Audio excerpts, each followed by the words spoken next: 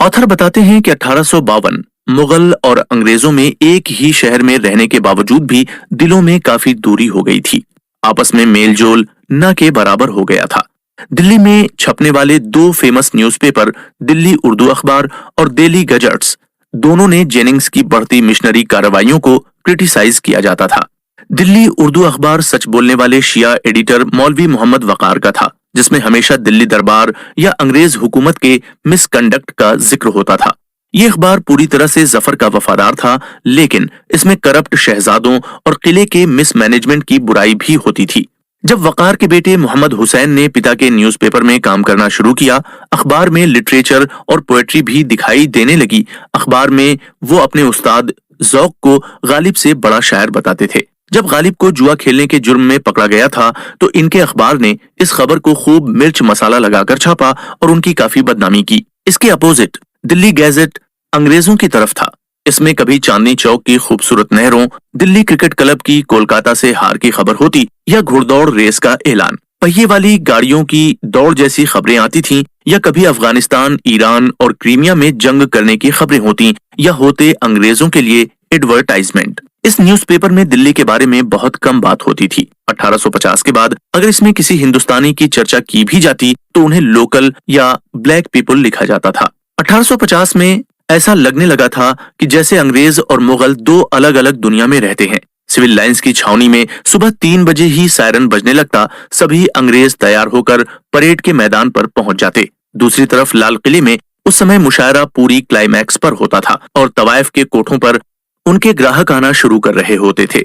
सूरज निकलने के बाद अंग्रेज एक्सरसाइज करके सुबह का ब्रेकफास्ट करते, जिसमें मटन चाप, भेजे के कटलेट, बतख की ग्रेवी, तली हुई कलेजी, झाल फरेजी, मुर्ग मुसल्लम, मुर्ग मलाई होना जरूरी था।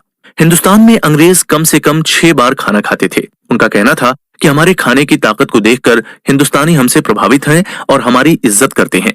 10 बजे तक कोर्ट में चहल पहल शुरू हो जाती। 2 चीफ मजिस्ट्रेट जॉनसन हुंचिसोन, चार्ल्स ले बॉस और जॉइंट मजिस्ट्रेट थियो मेटकॉफ भी अपने दफ्तर पहुंचते। दूसरी तरफ हिंदुओं के घर में आलू पूरी, मुसलमानों के घर में मटन शोरबा बनने लगता और बच्चे मदरसों की तरफ चल पड़ते, जहां उन्हें भाषा और दर्शन शास्त्र सिखाया जाता। दिल्ली के मदरसों में पढ़ने के लिए लोग दूर दूर से आते थे। दिल्ली का लिटरेचर, आर्ट और कल्चर उस समय टॉप पर थे। यहाँ 6 बड़े मदरसे, 4 छोटे मदरसे होने के साथ ही उर्दू और फारसी के स्कूल भी थे और यहाँ 130 यूनानी डॉक्टर भी थे। दिल्ली की दुकानें सुबह 11 बजे से पहले नहीं खुलती थीं।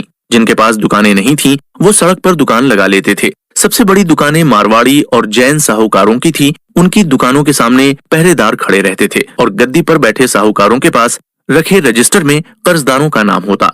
दोपहर में अंग्रेज फौजी अपने घर वापस आते और नहा धोकर 1-2 घंटे बिलियर्ड्स खेलकर आराम करते। किले में देर रात तक मुशायरों की महफिलों और तवायफों के नाच गाने के बाद जफर सुबह देर तक बिस्तर पर लेटे रहते। चांदी के घड़ों में पानी और टॉवेल लेकर दासियां आती और जफर के पैरों और शाही चेहरे को साफ करती।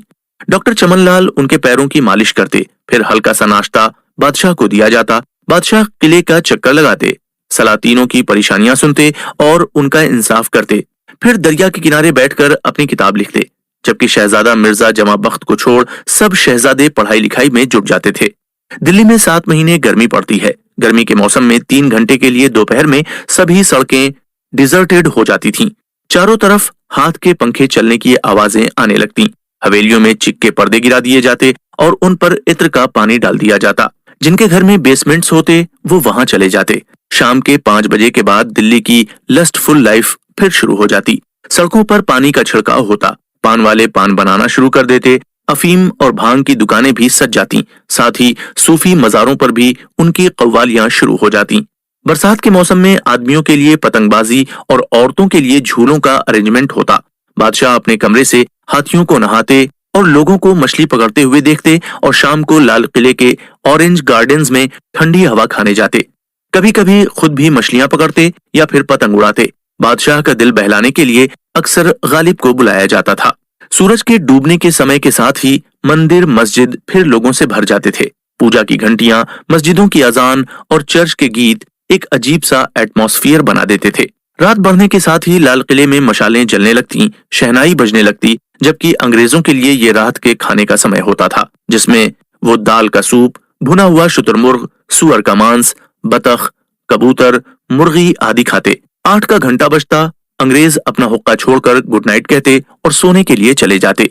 दिल्ली वालों के लिए ये जगने का समय होता। सड़कों के किनारे जाट, किसान, हरियाणा के गुर्जर और ग्वालों की भीड़ लग जाती, जो सूफी दरगाह पर मन्नत मांगने जाते थे। जामा मस्जिद की सीढ़ियों पर कहानी सुनाने वाले तरह तरह की कहानियां सुनाते, जैसे अमीर हमजा की धार्मिक कहानियां, घरेलू कहानियां, जिन, अजगर, जादूगर, शहजादे, उड़ने वाले कालीन, जादुई बर्तन सभी शामिल थे। रात के खाने में जफर बटेर का कोरमा, हिरन का गोश्त, शीरमाल, यखनी, मछली के कबाब, सालन और कई तरह के मुगलई खाने बनवाते थे, जिनमें 25 टाइप की रोटियां, पुलाव और 35 तरह के सालन, 50 तरह की मिठाइयां, अचार, मुरब्बे थे, जिन्हें जाफरान और इत्र से महकते वातावरण में साजो संगीत के साथ खाया जाता था।